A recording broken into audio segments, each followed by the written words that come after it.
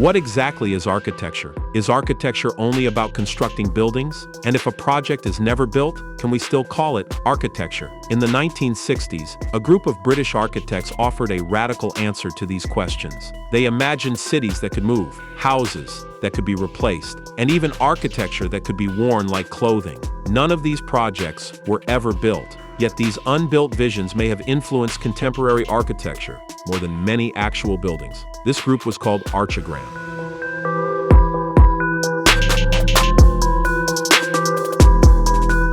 Archigram emerged in London in the early 1960s at a time when many young British architects felt that modern architecture had reached a dead end. What had once been a revolutionary movement was gradually turning into a set of fixed roles. Large firms kept repeating the same forms and design formulas, and architecture was losing much of its imaginative potential.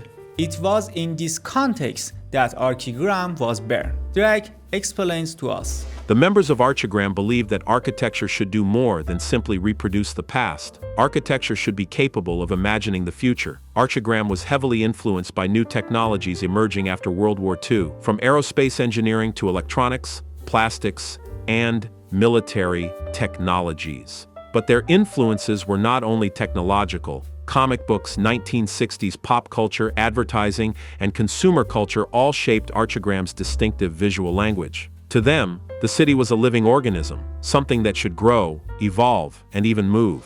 If we look at many cities today, Archigram's criticism still feels relevant. Many cities remain static, repetitive, and inflexible. But the idea of change in architecture did not begin with Archigram. Several decades before Archigram, Le Corbusier had already proposed an idea that would later reappear in many futuristic projects. In his famous plan Obus proposal for Algiers, developed between 1930 and 1933, Le Corbusier designed a massive master plan that was never realized. The project was based on a large and permanent infrastructure, a structural framework into which residential units could be inserted. These housing units benefited from the principles of the free plan, natural light and ventilation, and uninterrupted views toward the Mediterranean Sea. In other words, architecture was divided into two parts, a fixed infrastructure and adaptable living units.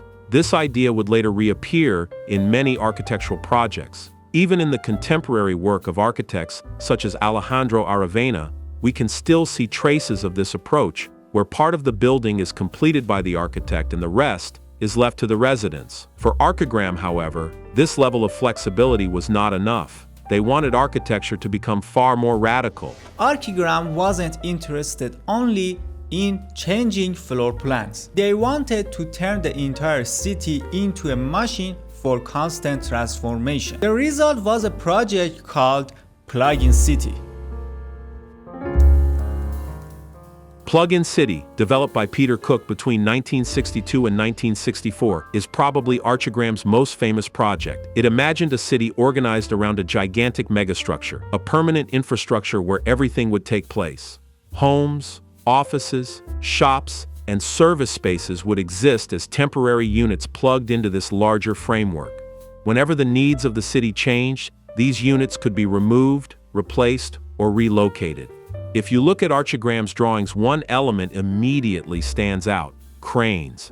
In this city, cranes are not simply construction equipment. They are permanent components of the urban system. They constantly move units around, meaning that the city never reaches a final state. The city is always rebuilding itself. In conventional architecture, buildings are permanent and cranes are temporary.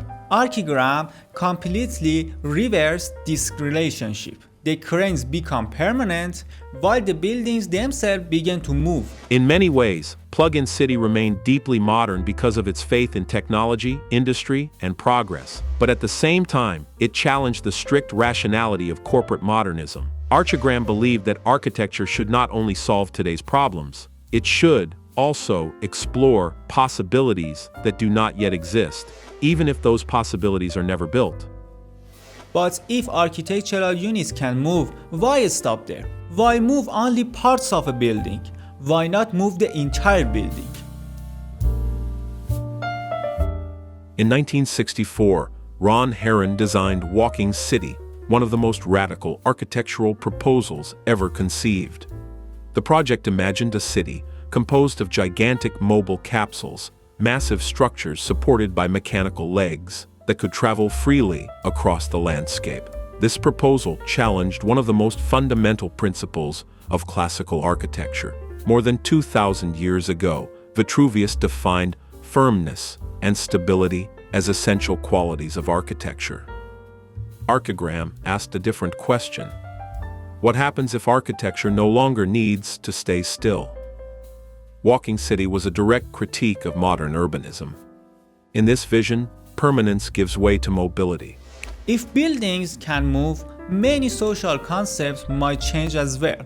Ideas such as rich and poor neighborhoods could lose their meaning.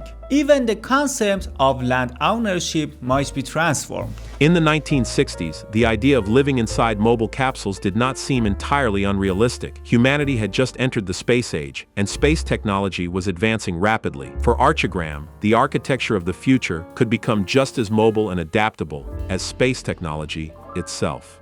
But even that was not radical enough. If buildings are simply too large, perhaps we don't need building at all.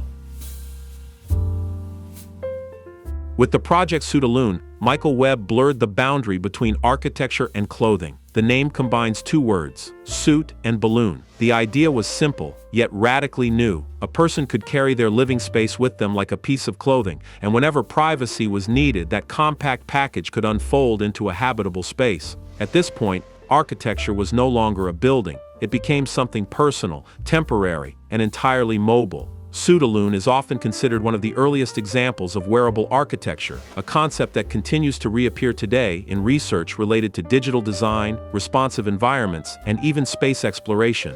Many of these projects may seem unrealistic, but their value lies precisely in their imagination. Archigram expanded the horizons of architectural thinking, and some of these ideas eventually found their way into real buildings. A contemporary example of Archigram's legacy can be found in The Shed in New York City. Designed by Diller Scofidio plus Renfro, The Shed features a movable outer shell that slides on rails and can extend over the public plaza in front of the building. Unlike Archigram's largely utopian proposals, The Shed is a real, built project. Yet the core idea remains remarkably similar. Architecture can change, architecture can move, and perhaps most importantly, architecture can be more than what we currently imagine it to be. Perhaps Archigram's greatest legacy is the reminder that architecture is not only about constructing buildings. Sometimes architecture is a tool for thinking, a tool for imagining the future. And even if that future is never built, it can still transform the way we think about architecture. Thanks for watching this video.